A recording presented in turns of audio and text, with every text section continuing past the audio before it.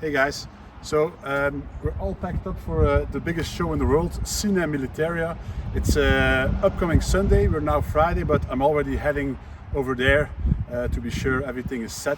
So as you can see, the car is full packed, even the side this time, nicely full. Nice field division smock here we'll put up for sale as well. So everything is in the car. I took as many items I can possibly get in the car because it is the biggest show in the world. We are expecting between 12 and 14,000 visitors this weekend. So I hope we'll see everybody there. I hope I can meet you guys, the followers, of course, over there as well, and hopefully I can sell some of the stuff that is on the website already. So it's now 2 hours drive to Ciney. For me, that's not a long drive. I imagine some of you are driving or flying for a long time, but if you've never been to the Ciney show, it's totally worth it, and you will of course see it in the following clips where I will show some of the tables at the show. So see you at the show.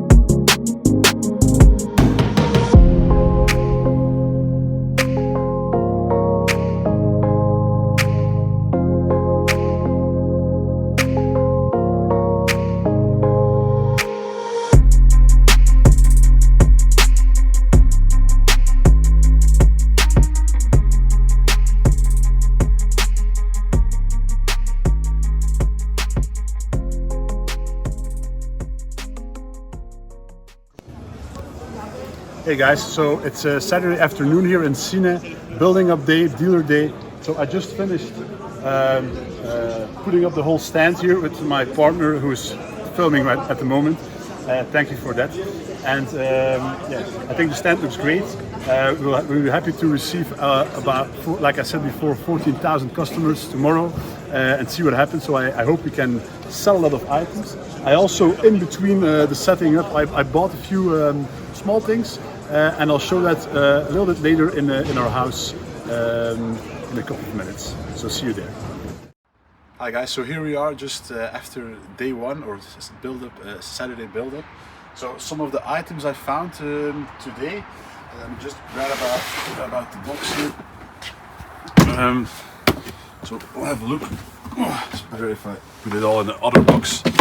So this was actually offered to me. While we're still waiting at the line to get in this afternoon, and well, I'll talk about these later. It's a nice German paratrooper helmet, coated in green. You can still see the Luftwaffe decal under the green paint. Original liner, original straps. It's a late war helmet with an RBN manufacturing code. But and then of course here you will see ET68, the maker of the paratrooper helmet, and the lot number 176 in the rear. Now what's so special about this helmet? This is actually a helmet that was used by the Bulgarian army just after the war. And that's why they have the green paint. The nice thing, of course, is the paint shows nice character and patina. You can still use it for a World War II display as a camouflage helmet. The giveaway about it is, of course, that it has a Bulgarian name written in there. But it's an original German para helmet from the Second World War. Original straps, original liner, and even the original decal is still under there. So it's a beautiful piece. You can still use on your paratrooper display, and it will not cost you the money what a real paratrooper camouflage helmet would cost. But this is one from in the late 1940s used by the Bulgarian army. So yeah, it was a nice find. Somebody offered it to me while waiting in line. So that was a good first catch of the day. And these are some nice shoulder boards, M44 shoulder boards. You can tell by this piece of cloth, it's M44 for Pioneer with black piping, black silk piping. So always make sure this is very soft on the edges. It's typical for these late war boards. And the same pair of boards are these. It's M44, but lime yellow color for signal troops, or Nachrichten in German. You can tell, that's a nice thing about these boards, they were always made by leftover materials, and these are like really rough, sometimes referred as captured Italian wool, and then these are the typical mustard green wool you would see in M44 tunics. So same model, but you can tell already, okay, even here they used this wool, see the mustard wool on the tab, and another type here. So it was made of all different parts of clothing that was left over. Just nice pair of boards. This is a nice pair of original, I would say 1943 constructed tropical boards, with blue piping for transport troops or Nachschub. Just a nice original pair. You won't find these often, and it's nice to complete the 1943 tropical tunic. And this is a pair of shoulder boards for Eastern volunteers coming from Russia, etc. Blue piping.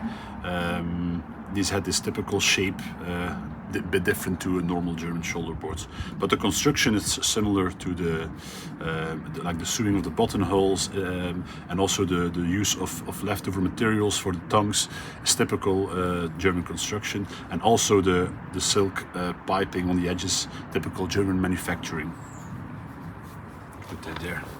So my box of the stuff I got.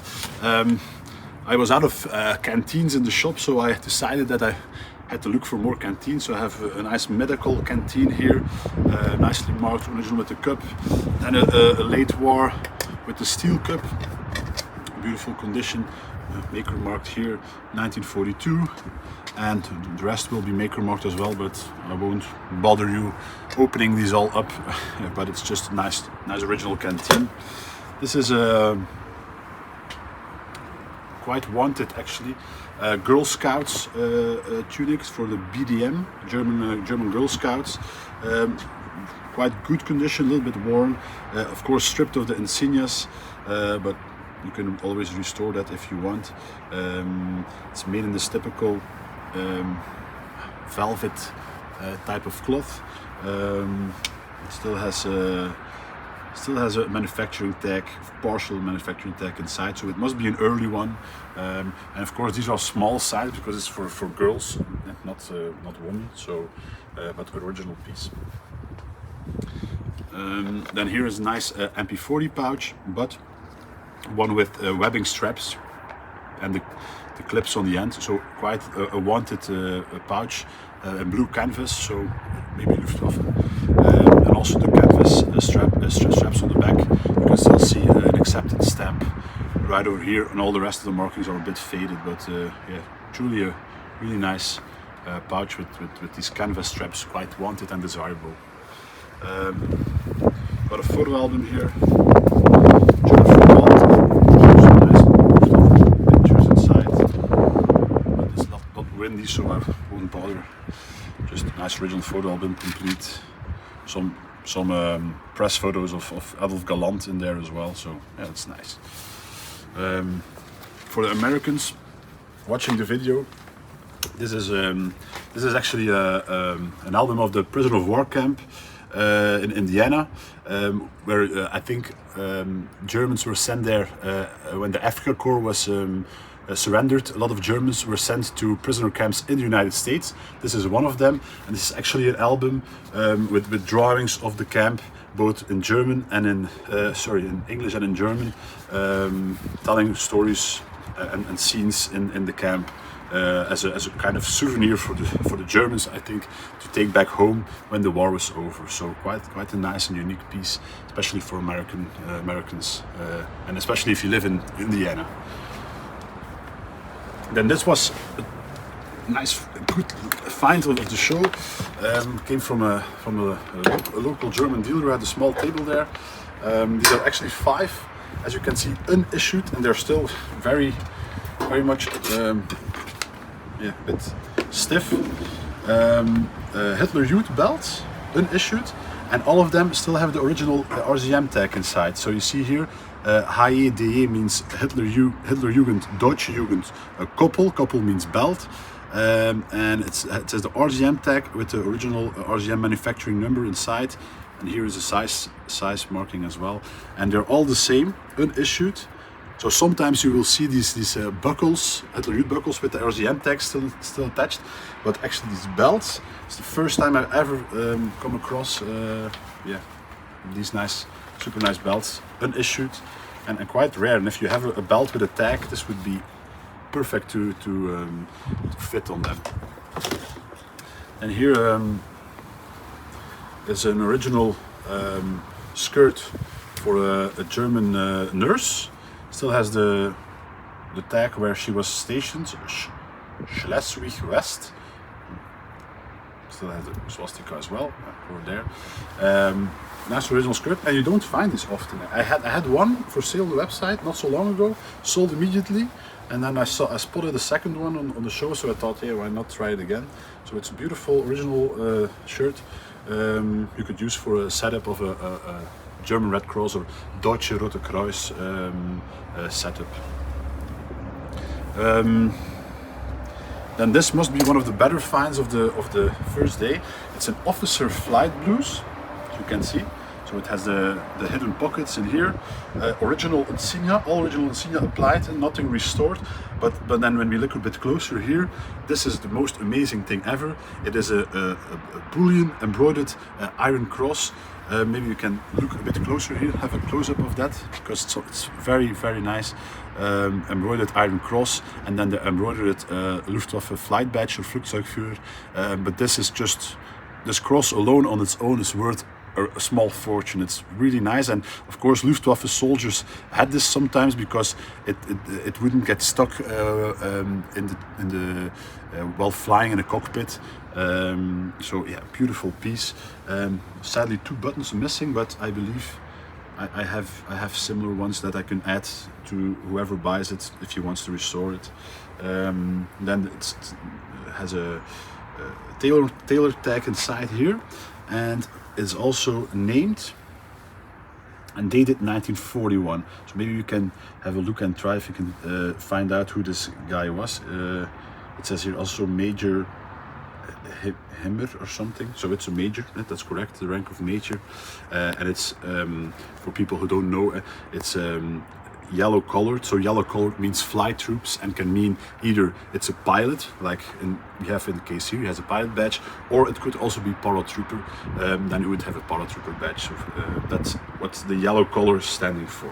And of course, void of damages, quite a big size, maybe fits me. So probably a little bit older guy, I would assume. I don't see myself fitting in a plane of World War II. But yeah, super nice piece with these cloth badges on there. Then this one came from an Austrian dealer, I believe, who just picked it up himself. It's a nice spike helmet, World War I, untouched, really untouched. You can see the front plate is really like pressed in, and you can see nice patina on the edges of the wing and the leather underneath. Beautiful officer one with this typical officer chin strap.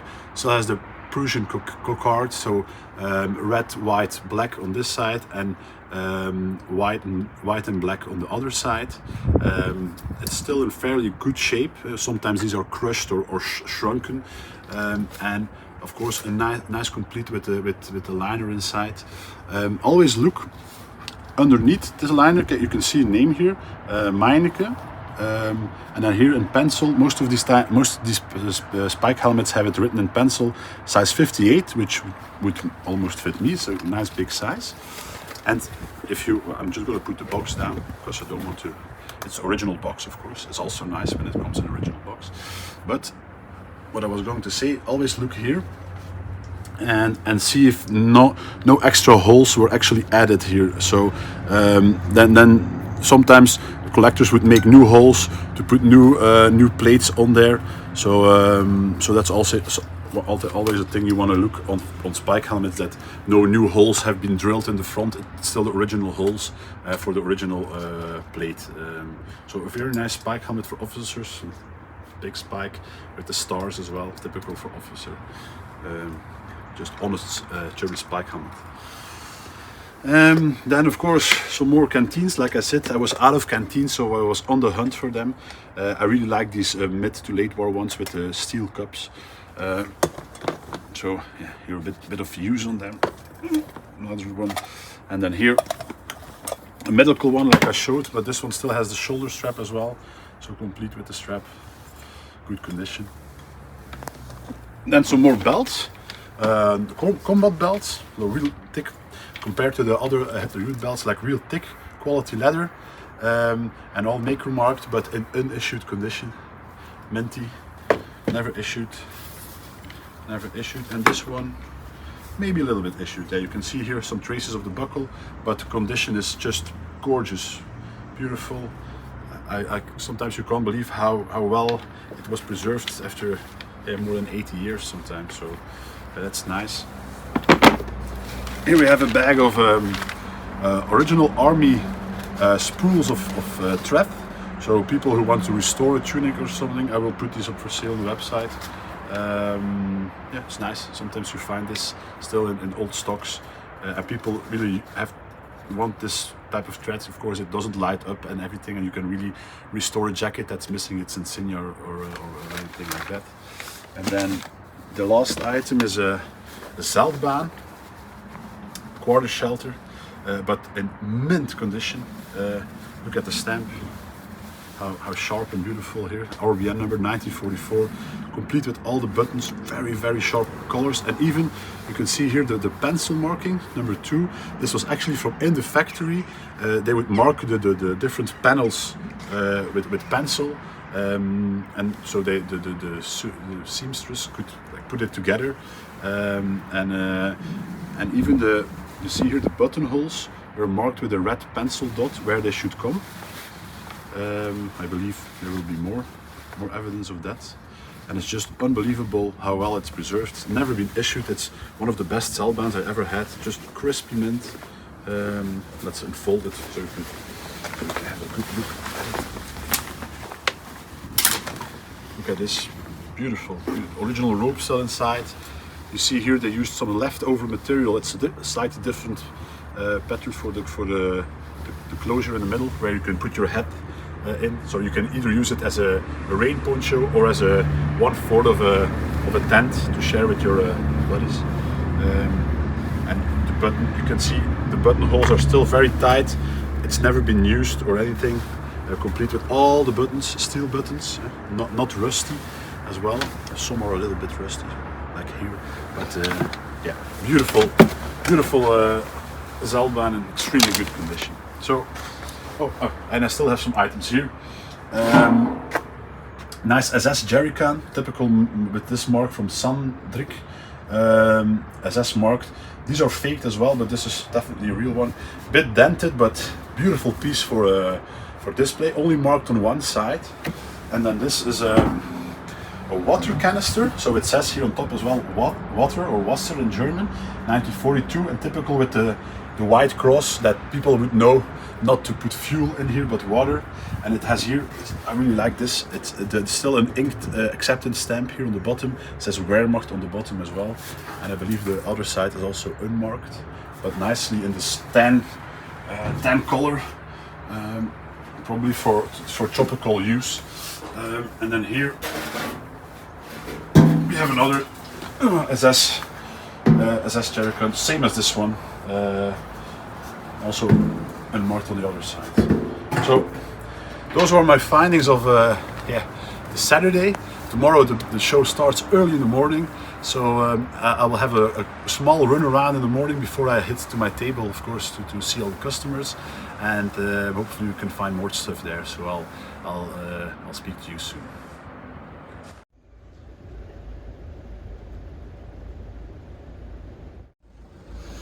Good morning, guys. So it's 5:45 in the morning. As you can see, everybody is queuing up here to get in the hall, myself as well. So it starts in 15 minutes, the biggest show on earth. Let's see what we can find, and I'll try and show some of the tables as well in the next coming shots.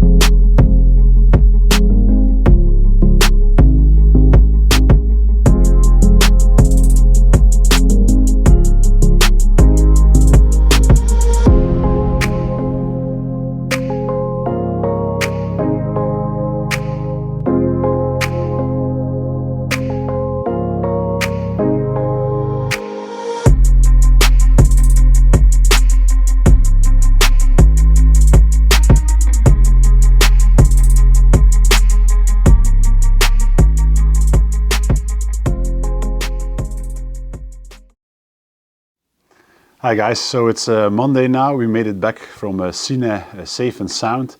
It was a great show as usual. A lot of people over there. You might see that already in the previous images. We just unpacked everything. You will see it in the next shot how it looks here when we are unpacking.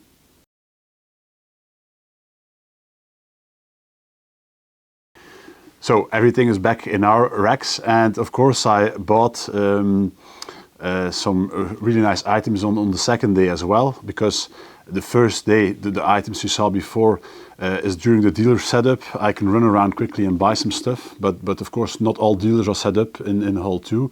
And of course the main fair, which is in Hall 1, is downstairs. It's only on Sunday, only available on Sunday. So I go there always early in the morning to see all the local dealers there. And of course I got some nice items I'd like to show you. So here's it's a bit out of shape, but with a head shaper we can put it normally back in its original shape like this. It's an original mountain trooper visor. You will see the color, the piping color. It's a bit sun faded here. But if you lift it up on the sides, you will see the grass green from Jäger or mountain troopers. And of course it is original with an original applied edelweiss, not an added one after the war. The eagle is placed upwards, and of course you don't see any holes of an eagle that was previously lower. So that's how you can see it's original, because if holes were here from a previous eagle, somebody moved the eagle up and then put the edelweiss in between. But this is really as it should be. And then it's of course my favorite brand, Arrow, and it has the vented cocarde. You see this is actually a ventilation hole, and you will see it as well here. The maker mark Arrow from Robert Lupstein in Berlin, and it's also marked on the sweatband here. But you can see as well that the visor is nicely worn, and you can really see this thumbprint damage from taking it off the head, putting it on. So it's a nice worn mountain trooper visor, and with a bit of reshaping or a bit of head spanner inside, it will still have this nice look. Or even if you put it on the head of a mannequin, it will really look nice. Has a really nice light worn, or even a bit heavier worn look, but just an honest mountain trooper visor in untouched condition. Here's a nice collar tab I got, like a GI souvenir bring back, but this is a collar tab of a enlisted man, M40 collar tab, M40 collar tab on a HBT cloth, so on summer cloth. So it must have come from a M43 jacket that they took as a souvenir. Then here's a jacket I used to own before, but actually the collector itself decided to part with it, and he consigned it with me. So I can use this as a little bit of advertisement as well. If you like to consign items, we also do it. All the information about it is on the website. So this particular jacket is now consigned with me. I will sell it for him, and once the jacket is sold, the seller will receive his money fair and square. We've done it for many customers already, and it works fine. And like this, as a seller, you will also get the best price of it, of course. So all the conditions are available on the website for consignment. The jacket itself is super nice because it's a green tropical M40 first pattern jacket with original plied insignia, nice shoulder boards on there, and as you can see here, nicely marked, dated 1941. So quite rare to find a first pattern tropical jacket in this green color, and it will be on the website very soon.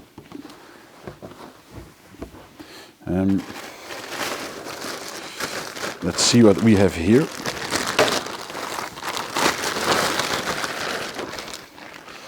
Some nice mint equipment, a bread bag, police, and next to it, a bread bag Luftwaffe, so you can see the color difference. This is the greenish blue is police, blue is of course a Luftwaffe. This comes with a matching strap, and it's like in mint condition. If we open it as well, all the straps are still there, the buttons are still there. Always look if everything is there for the value, of course. If bread bags are marked, they're mostly marked on this particular piece, but I can't find any markings here so far. Let's take a look on the Luftwaffe bread bag. So now all the straps are here, and here we can see a maker mark. I can't really say what it says, but on the reverse as well, it's maker marked here. First time I've seen this on this odd place. It's dated 1943, and of course the 3-letter code of the manufacturer, which you can find back in the manufacturer book I showed in the previous videos already. The strap is also nice, never issued, and it is unmarked. If it's marked, there's a marking here, but not a manufacturer mark, just a number 3, probably of the piece of leather in the factory, but it doesn't have a manufacturer mark. Sometimes they're not marked. This is a nice pair of Mountain Trooper gaiters. They're complete with the straps attached, and even the bottom attachment for the boot itself. These are marked here, but very faded, probably an RBN number and a size. But very nice pair, light worn, and with all the straps intact. Most of the times you find them with the straps cut off. The markings are a bit clearer here, showing the grosse with the size. Then of course probably manufacturer right there. And then some police gaiters here, the 3 loops and 2 loops, also in the typical police color. You see here, these are marked with the RBN code right over here.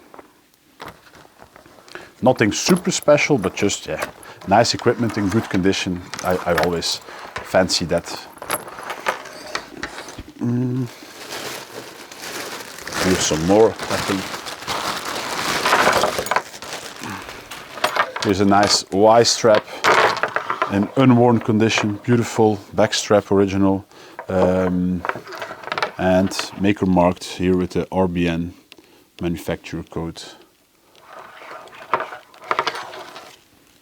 And then here a police belt.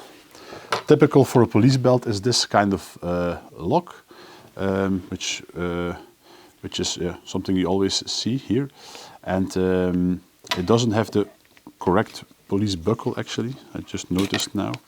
This is actually this buckle should be on another type of belt because it has the clip hook, and it does fit. It does fit nice. Sorry, my mistake. So it does fit nice here.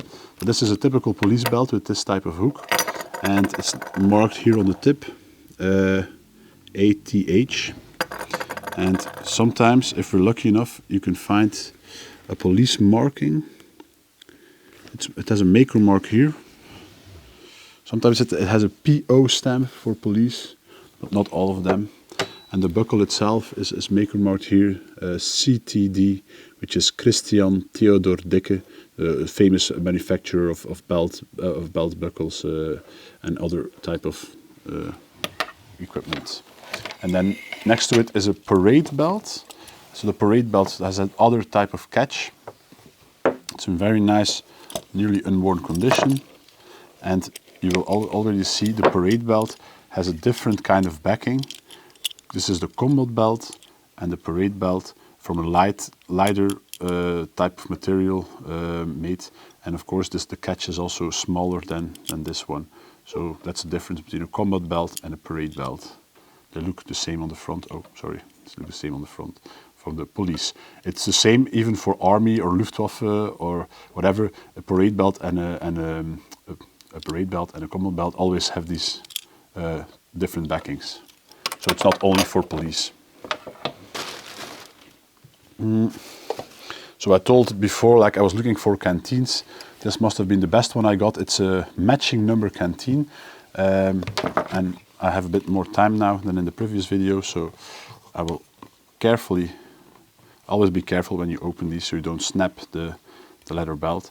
Carefully open it here, and let's see if you can find some markings. So it's marked already here. This is very unusual. But then here is the manufacturer, which is GNCL 35, means made in 1935, and look at the condition for something from 1935. I think it's hardly worn. The damage might be just from storage or collectors post-war. And then the strap is in excellent condition, and if you look here, we have the same maker mark, GNGCL 1935 on the lid. And then normally in these early canteens are heavily marked. And then you wonder why they lost the war, because they marked everything 1,000 times. And then here we have it again on the strap, GNGCL 1935 on the back of the strap. And then, if all goes well, let's hope. Here we go again. We open it, and here we see the same marking, GNCL 1935. And then here we have DRP-SCH, which is the same marking that we found on the front of the cup as well, DRP-SCH. So it's a beautiful canteen. The canteen collectors will emphasize that as well, that this is just beautiful to find an early one. Be careful that I don't break it here. Early one and fully matching, so nice to find. I will just leave it like this, do it after the video so I won't break anything.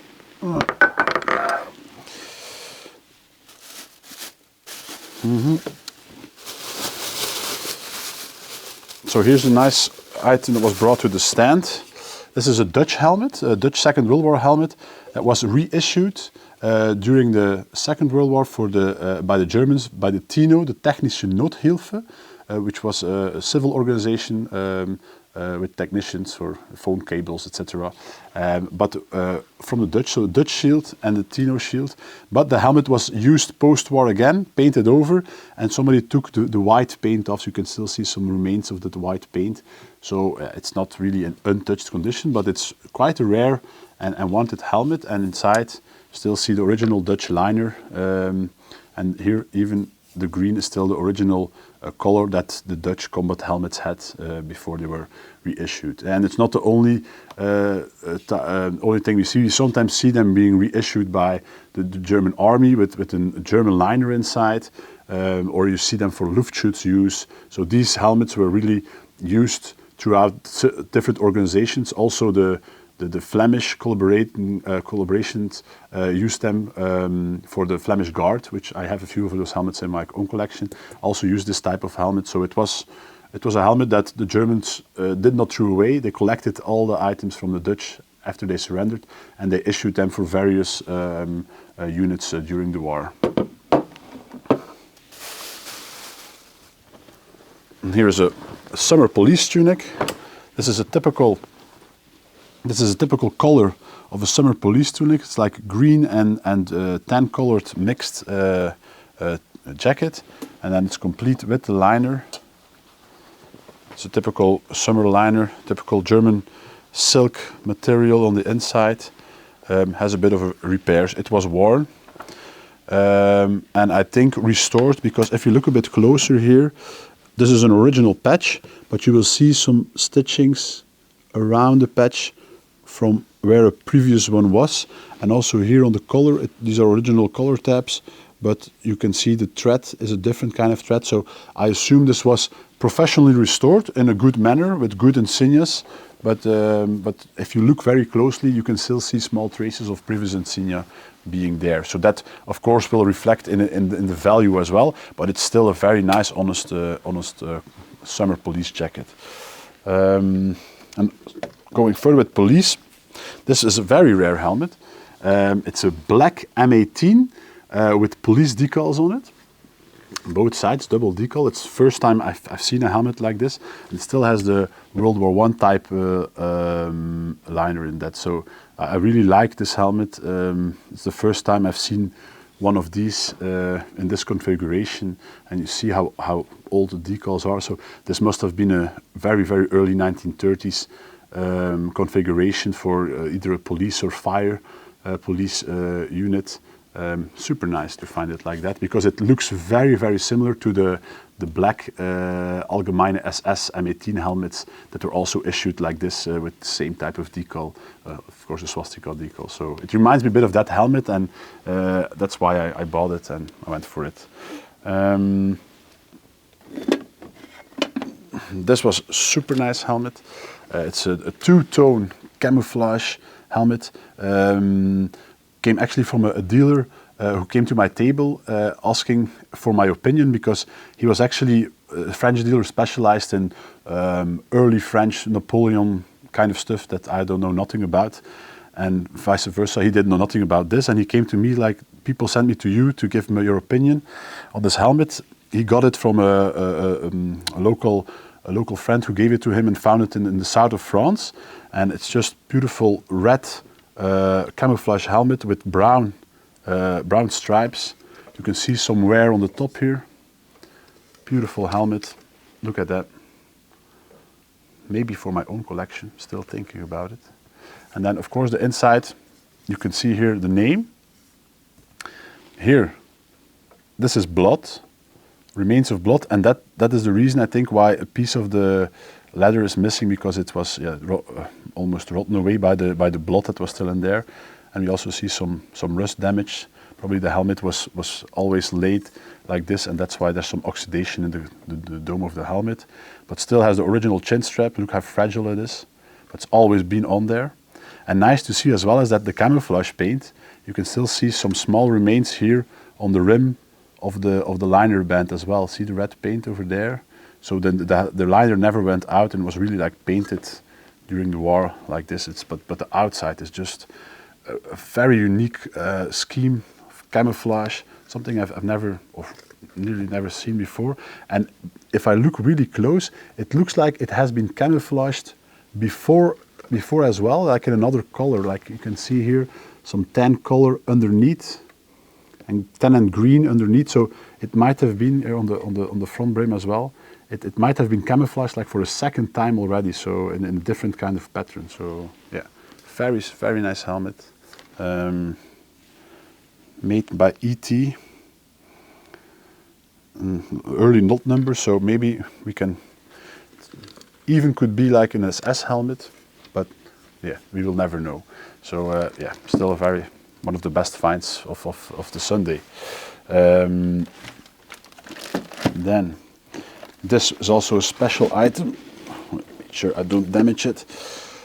This is a Bakelite binoculars, very popular with equipment collectors, complete with the button flap, with the Bakelite lens protectors, and made by CXN. And here is Dienstglas, that is a type, German binoculars, Dienstglas 6 by 30. And these were often used by armies after the war, and then they would scratch off these markings. This is an untouched example with, you know, all the tan-colored metal parts still intact.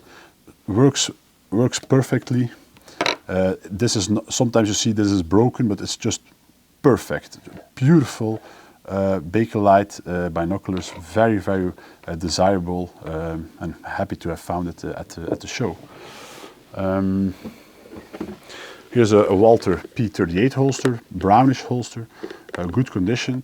It was a bit cheaper because it had a wartime repair.